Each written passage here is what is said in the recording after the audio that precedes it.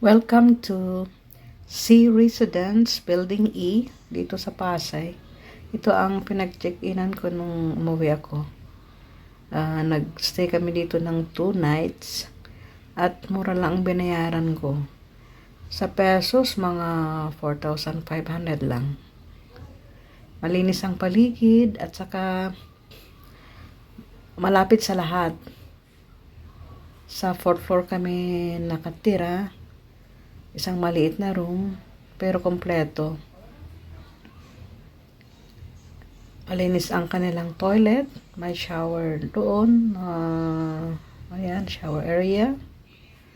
At ang kusina nila, kompleto. May lutuan. Pwede kang magluto. At may ref din doon. Isang maliit na ref. May munting sala. Maganda ang parang maliit na apartment. 3 nga kaming tumira dyan. 3 adults.